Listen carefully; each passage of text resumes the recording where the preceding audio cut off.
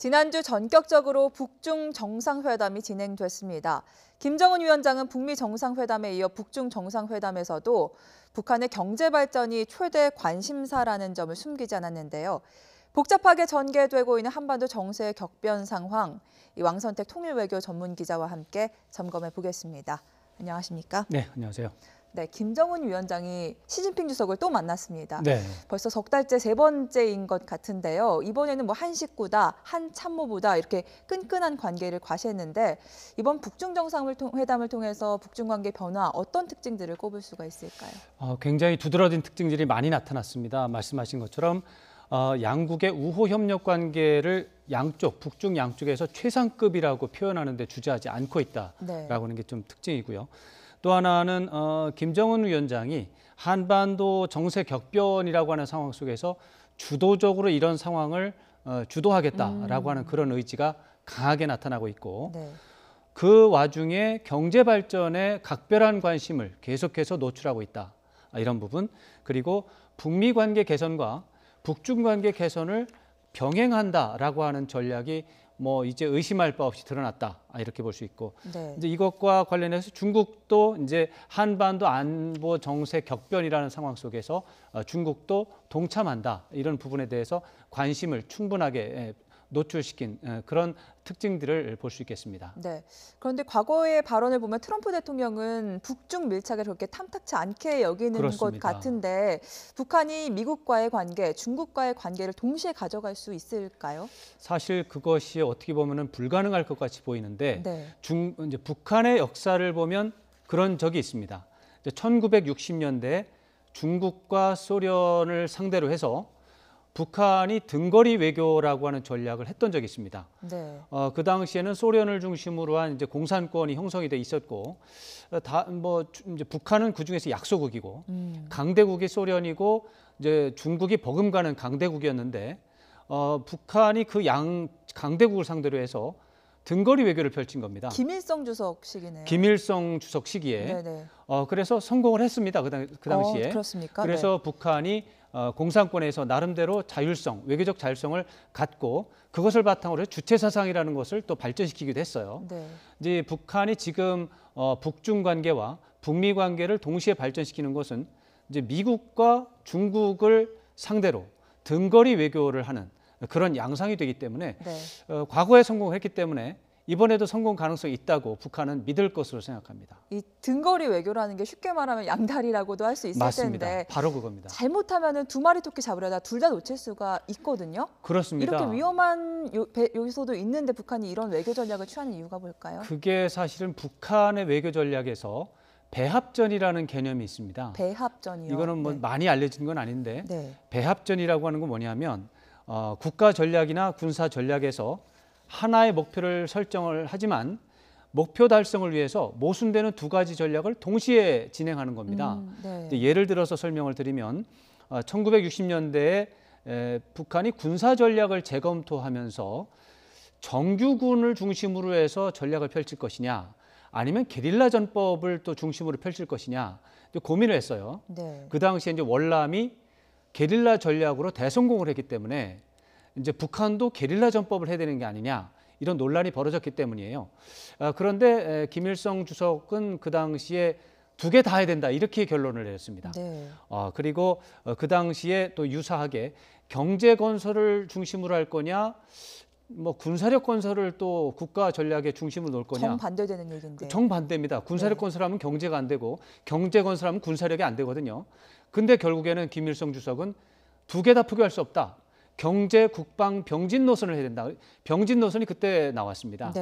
그래서 사실은 이것은 실패했지만 어쨌거나 두 개를 동시에 하는 것을 택했고 5년 전에 김정은 위원장이 핵과 경제, 병진 노선을 또 동시에 했습니다. 이것도 모순적인 건데 동시에 했거든요. 지금 이 북중 관계와 북미 관계를 동시에 진전시키겠다라고 하는 것은 모순적인 요소가 있지만 북한의 입장에서 과거에 배합전이라고 하는 모순되는 요소를 동시에 하면은 일단 하나는 해결이 1차적인 목표가 되고 그게 안 되면 2차 목표도 달성하면 된다. 이런 개념이 있습니다. 지금의 맥락에서 보면 북미 관계 개선을 통해서 총체적인 경제 발전을 추구하되 그게 잘 안 되면 북중 관계 개선을 통해서 소규모적인 경제 발전을 추구할 수 있다. 이런 개념이라서 북한의 입장에서는 어떻게 보면은 합리적인 네네. 계산이 됩니다. 둘 다 노력하다 보면 둘 중 하나는 되겠지. 뭐 이 정도의 전략일 것 같은데. 그렇습니다. 바로 네. 그겁니다. 북한이 최근 들어서 특히 올해 들어서 김정은 위원장이 더욱더 외교에 방점을 찍는 모습인데 맞습니다. 이렇게 하다 보면 혹시 국내 정치에 문제는 없을까 하는 생각도 드는데요. 현재까지는 별 문제가 없는 것으로 나타나고 있고 오히려 북한에서는 굉장히 긍정적인 반응이 많이 나타나고 있는 게 사실인데 네.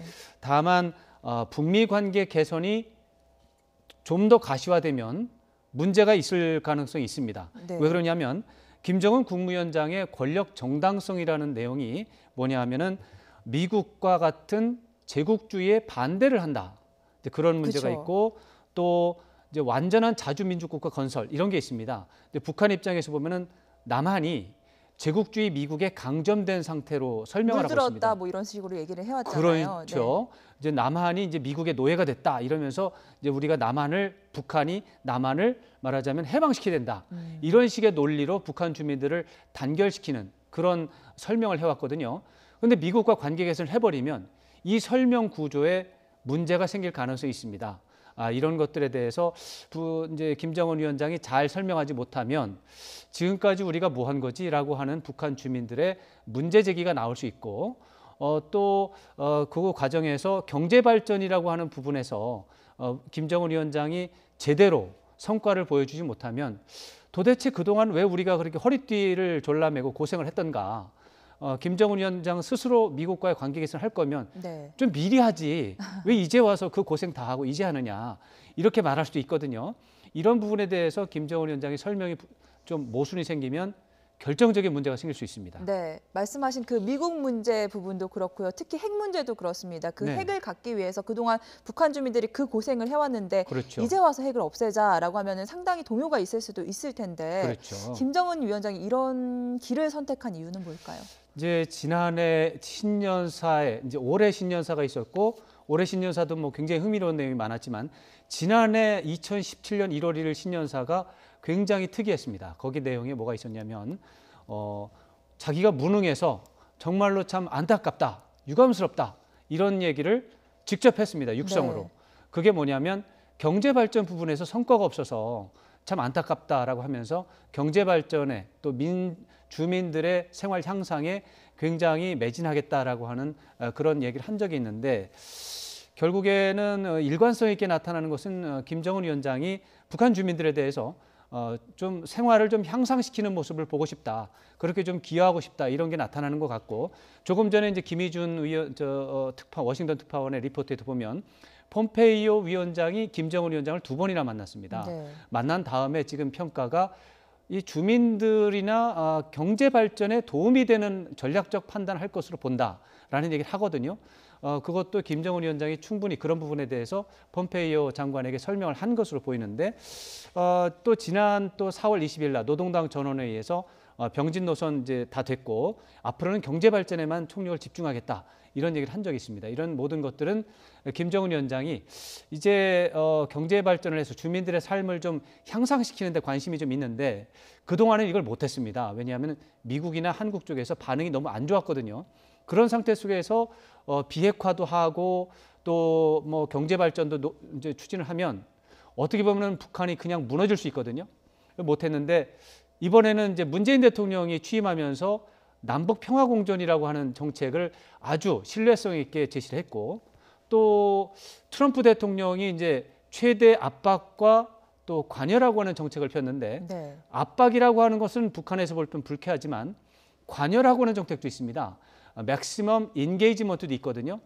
그래서 김정은 위원장 입장에서 보면 미국과 남쪽에서 자기의 어떤 뭐 민생의 경제 발전에 대한 전략 변화를 받아줄 수 있는 환경이 됐다. 이렇게 판단을 하고 아주 적극적으로 지금 상황을 밀어붙이지 않느냐. 이렇게 해석할 수가 있겠습니다. 네. 서로 헐뜯고 비난할 때 보면 언제 마주 앉을까 싶었는데 그랬던 북한과 미국이 지난 12일에 마주 앉았습니다. 아주 그렇습니다. 획기적인 변화인데요. 획기적입니다. 이런 북미 관계 변화를 좀 평가해 본다면요. 어떨까요? 지금 뭐 총론적인 차원에서는 뭐 획기적이죠. 그러나 이제 강론 차원에서 앞으로 지켜볼 사항이 많습니다. 비핵화라고 하는 부분도 구체적으로 아직 로드맵이 나오지 않았고 이걸 앞으로 이제 로드맵이 나와야 됩니다. 이제 트럼프 대통령 입장에서는 앞으로 나올 거라고 예고를 했기 때문에 네. 안 나오면 국내 정치적으로 문제가 생깁니다. 근데 이제 북한의 입장에서도 사실은 이제 제재 해제를 해가지고 경제 발전해야 되는데 단기적으로 이게 안 되면은 북한도 문제가 생길 수 있습니다. 아까 말씀드린 것처럼 권력의 정당성이 반제 투쟁, 민족국가 건설에서 이제 경제 발전으로 넘어가는 상황이기 때문에 경제 발전이 가시적으로 나오지 않으면 김정은 위원장도 위험해질 수가 있습니다. 네. 이런 상황 속에서 일단은 좀 약간 속도가 더딘 부분도 있고 그런 게 좀 있는데 다만 이제 미군 유해 송환이라고 하는 차원에서는 좀 가시적인 성과가 지금 나올 네. 것으로 예상이 되고 있고요. 그래서 그런 부분은 좀 긍정적인 요소가 있는데 다만 지금 이제 기억하시겠지만 6월 10일 북미 정상회담에서 트럼프 대통령이 말하기를 다음 주에 6월 10일 기준으로 다음 주에 그러니까 지난주에 이미 후속 협상이 된다고 했어요. 네. 근데 지금 뭐 움직임이 없는 것 움직임 같습니다. 없습니다. 지금 네. 심지어 누가 북한의 대표로 나올지 이름도 안 나왔어요. 이렇게 보는 것은 굉장히 북미 간의 물밑 협상 내용이 불만스럽다는 것을 보여주는 겁니다. 이런 것들은 굉장히 좀 안 좋은 신호라서 우리가 앞으로 지켜볼 부분이 많이 있을 것 같습니다. 네, 말씀하신 미군 유해 송환은 사실 저희가 보기에서는 비핵화라는 직접적인 관련이 없어 보이는데요. 네. 과거에 협상을 할 때 폼페이오 장관이었던 거예요. 이게 제일 중요한 협상 내용이다라고 말한 적도 있는데 어느 정도로 북미 관계 변화에서 중요성이 있는 대목입니까? 제가 볼 때는 비핵화 협상이 너무 어렵기 때문에 지금 네. 하루 뭐 일주일, 이주일 안에 뭐 2, 3주일 안에 가시적인 성과가 나오기 어렵거든요. 그랬을 때 트럼프 대통령 국내 정치 차원에서 굉장한 압박을 받게 됩니다. 이제 뭐 당신은 김정은한테 속아 넘어갔다 결국. 뭔가 성과를 보여줘야 되는데. 네. 그래 그런 어떤 뭐 한 달 정도의 기간, 어쩌면 길게 보면 2달 정도의 기간에 성과가 있었다. 비핵화 협상은 진행되고 있고 또 성과가 나올 것이다라고 미국의 국내 여론, 특히 워싱턴의 전통적인 엘리트들은 굉장히 회의적이거든요. 부정적인 시각이거든요. 이런 부정적인 여론을 잠재우기 위한 단기적인 카드로서 네. 미군 유해 송환 카드는 매우 유효하다 이렇게 봐야 됩니다. 미국이라는 나라가 사실은 군사국가입니다. 전쟁이라고 하는 부분에 대해서 미국 국민들이 대하는 것은 굉장히 다른 나라와 다른 부분이 있어가지고 미국을 위해서 미국을 대표해서 외국에 나가서 전쟁을 했다.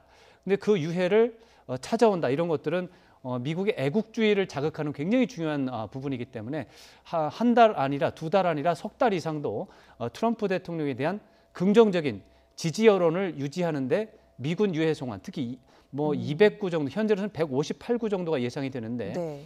이 정도가 되면은 뭐 상당한 기간 동안 트럼프 대통령이 현재 북미 관계 개선 이 부분을 이런 캠페인을 유지할 수 있는 동력이 될 수 있는 그런 상황이라고 예상할 수 있습니다. 네, 끝으로 남북 관계도 좀 짚어보도록 하겠습니다. 뭐 적십자 회담, 군사 회담, 체육 회담 여러 방면으로 회담이 이뤄지고 있는데 장애물이 발생할 가능성도 여전히 존재하는 겁니까? 그거 당연히 이제 눈여겨 봐야 될 대목인데 지금 당장 가시적으로 좀 나타나고 있습니다.